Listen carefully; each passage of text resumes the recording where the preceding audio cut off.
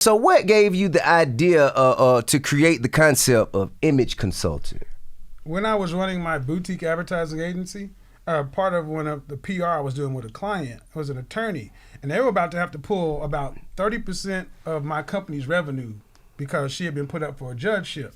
And I'm sitting there with this woman, and she's like, "Hey, you've been good for me, but I got to go interview with the governor. I'm one of 4 potential candidates, but I dress like a little Oompa Loompa. I don't know how to do this." I'm sitting there thinking about all the money I'm gonna lose. She said, but you always dress so nice. Is that something you can do? And you know, brothers are like, ding, ding, ding, ding, ding. Yeah, I can do that because I've helped people shop before. Okay, but this was a lady. This was a woman. This was a woman, but women in my life, you know, I've always been a stylish guy. Right on. And I always help my girlfriends, whatever, that would look better than this, such and so forth. I dress my woman too. There you go. Yeah. So I went and checked, and I said, what is it called when you do this? And it said image consultant. So I said, well, what does it take to be an image consultant? One thing led to another, and I decided me and my partner broke up our advertising agency, and I decided to become an image consultant. Okay. And that's kind of how I got into this thing, styling men and women, corporate and professional. And that's kind of what led me to YouTube and everything else. Okay, amazing. So where did relation expert coach come from? Relationship expert coach. That came from, man, I've always been in the mix on relationships. In the 80s when Shahrazad Ali's Black Man's Guide to Understanding the Black Woman came out, it was hot on college campuses. We would all get together where the frat parties would happen. You'd have men and women talking about relationships.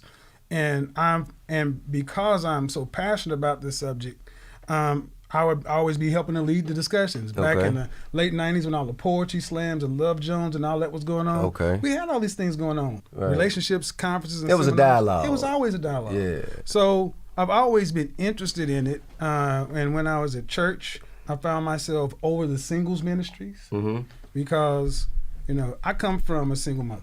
Right. My father was not in our life. He had a lot of kids. And I saw the impact of not having a father or what lack of relationships are doing in my neighborhood. So I was always fascinated on what I considered was broken or missing.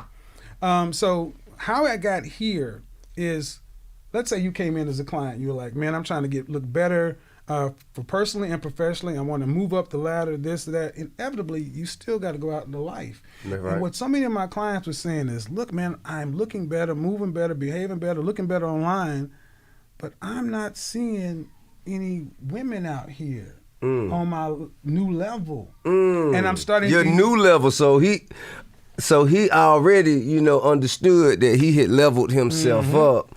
And he wasn't meeting, but why was it that women on that level wasn't recognizing him in the same light?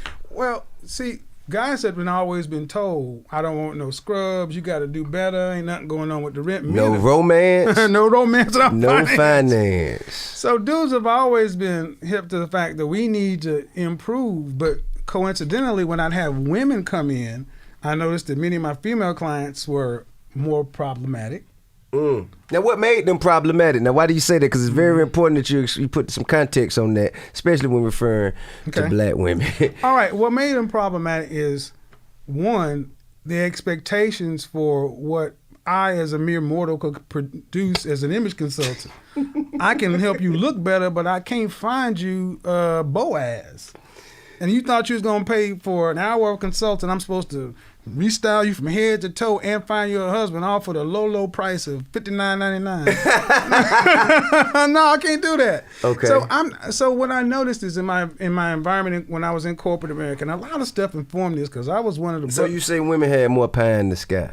Well, they had more unrealistic expectations. And they were frustrated because many women would come to me, you know, saying, I can't find a man on my level, so a lot of these women thought if I improve my image, maybe I can expand my dating pool.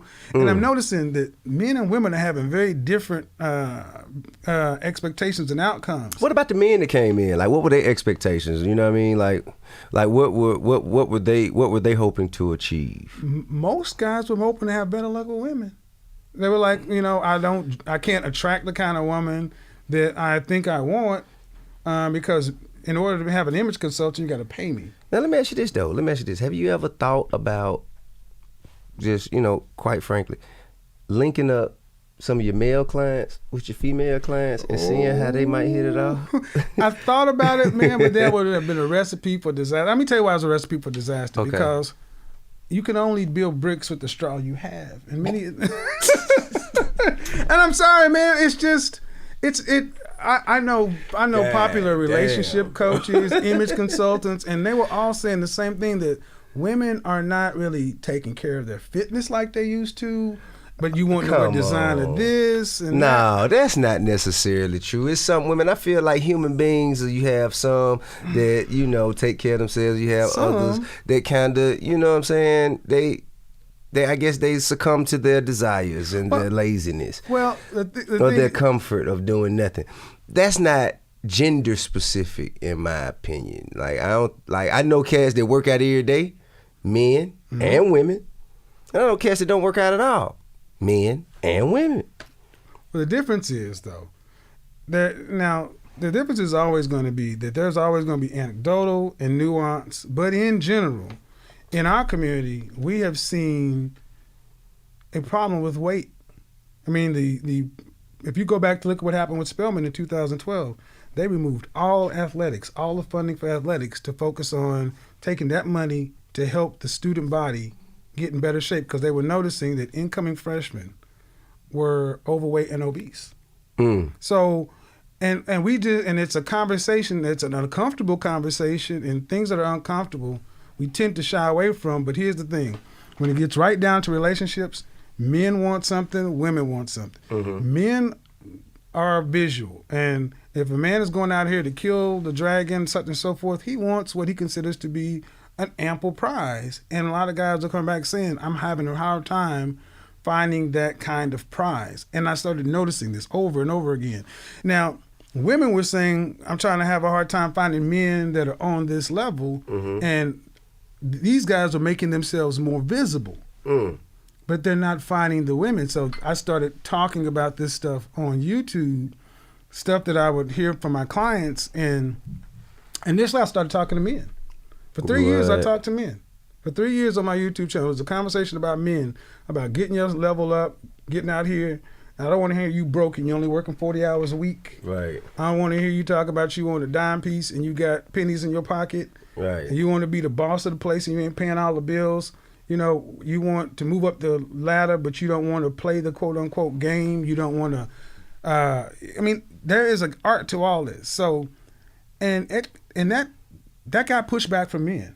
I got pushed back from men, but more men would understand that I need to do something different to get a different outcome. But when I started taking the tack and talking to women, that's when basically the match that lit the fuse. The conversation with women, even the same factual information I'm talking with men about, even though it's hard to hear, not necessarily comfortable, I got a markedly different response from women. It was like, no, that can't be, it's not it. So we started having conversations that we've had in the barbershop, on the basketball court, in church, everywhere. We started bringing them to YouTube to have them.